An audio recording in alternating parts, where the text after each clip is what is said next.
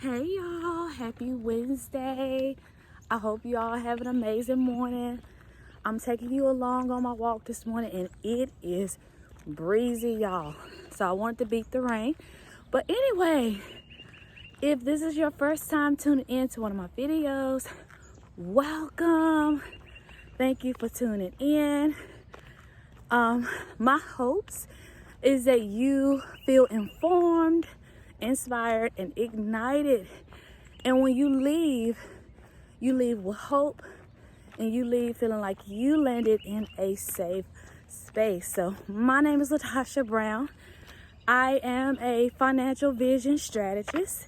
And what that means is that I help families when it comes to bringing vision and aligning it to their finances, helping them manage their money more effectively, and helping them budget, identify gaps, whether that is saving money, paying off debt, and meeting their financial goals. So that is who I am. And today we are going to do a Wednesday wisdom. Every Wednesday I bring on some Wednesday wisdom topics and inspiration and leave you with a message.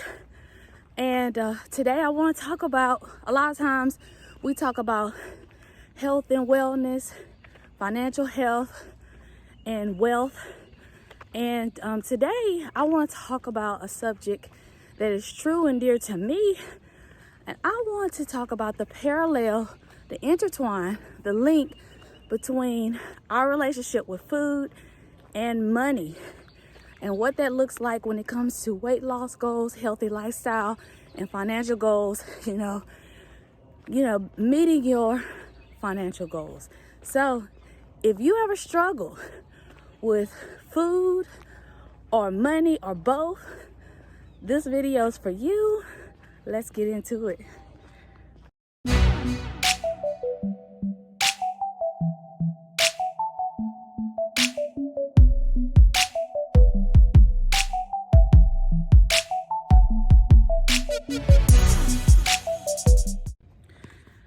So y'all, let's talk about this thing, and I'm gonna just stop for a moment as I get into this subject, because I'm passionate about, health and wealth and wellness and all of that. But if I could just share with you just how my relationship with food and money and the link between the two and how they intertwine on my journey, I want to do that today.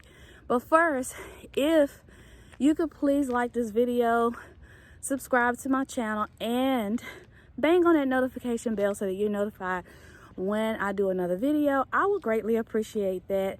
Just know that this is a safe space and there is a no judgment zone. So thank you. But yeah, so food and money.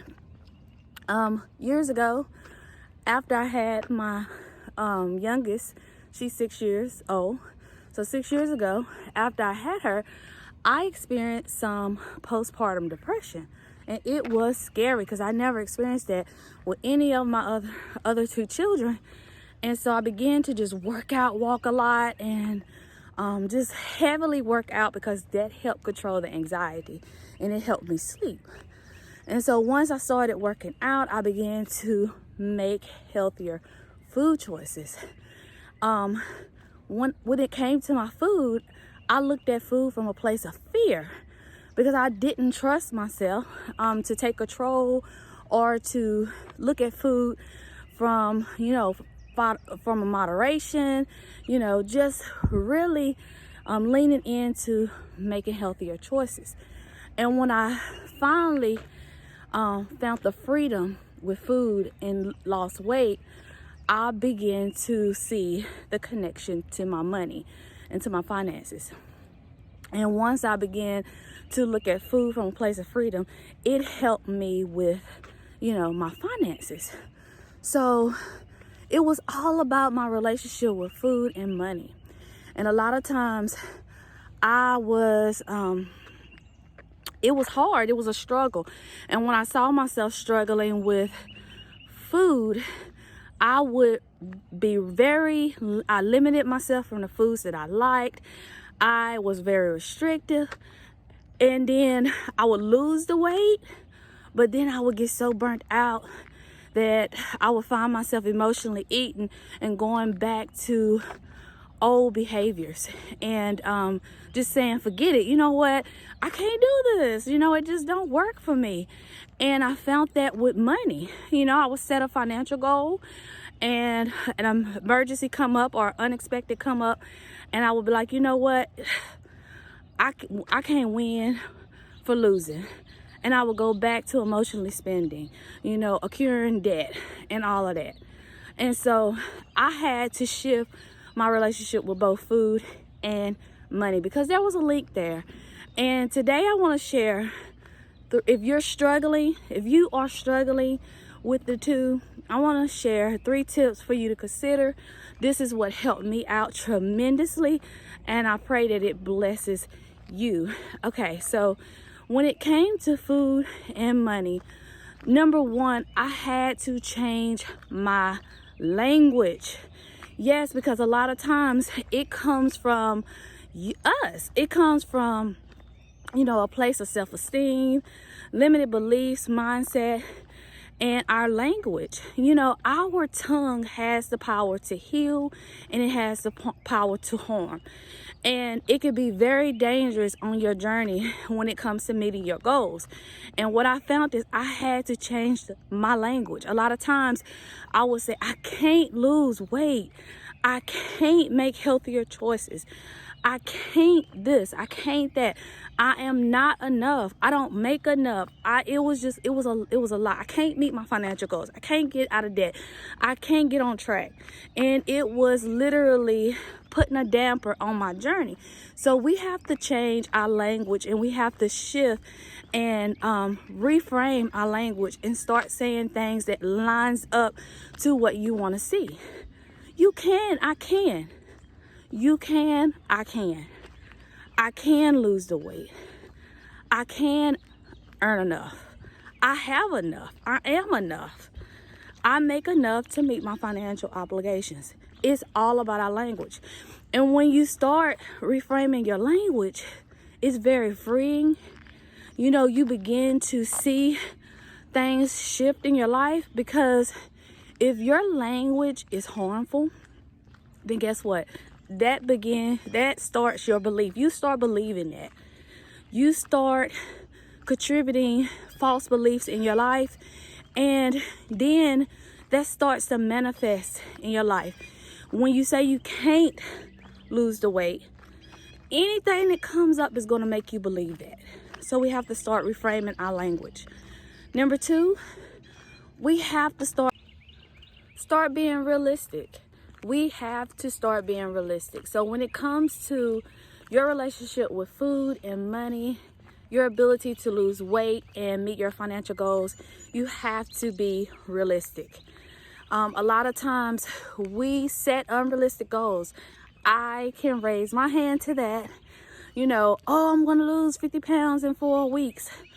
That's might be possible, but you're going to go into a deep starvation, deprivation, limitation, restrictions, and that is discouraging to your journey, and it's not sustainable.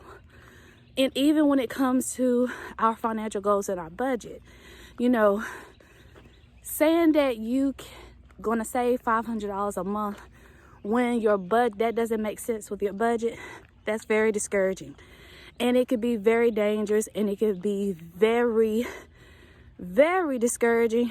And when you find yourself not meeting that goal, you're going to start going back to limited beliefs and believing that this journey is not for you because you set unrealistic goals. So we have to start being realistic when it comes to food. Being able to not restrict yourself from things that you love, and adding that to your food plan, even when it comes to your budget, focusing on things that matters and that you love and it's important, and make sure that that's a part of your budget. And don't be unrealistic. Don't be unrealistic, because it's very damaging and it will set you back. Number three, your budget needs a reward account, a reward line outlining your budget.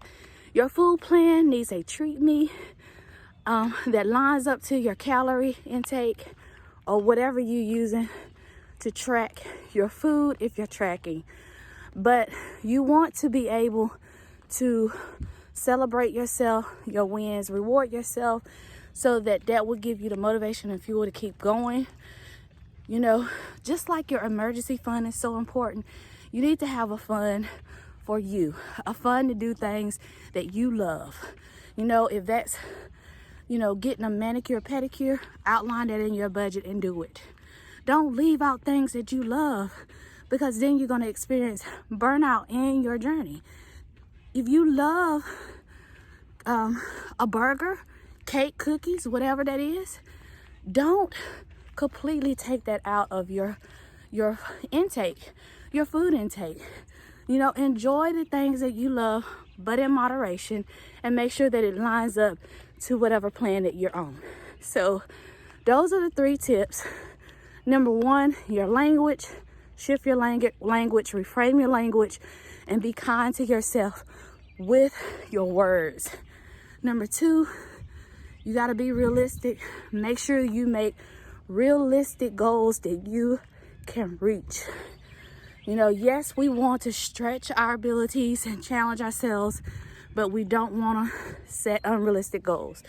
Number 3, treat yourself when it comes to your budget and your food, with your money and your food. Treat yourself and outline that in your budget and your food plan.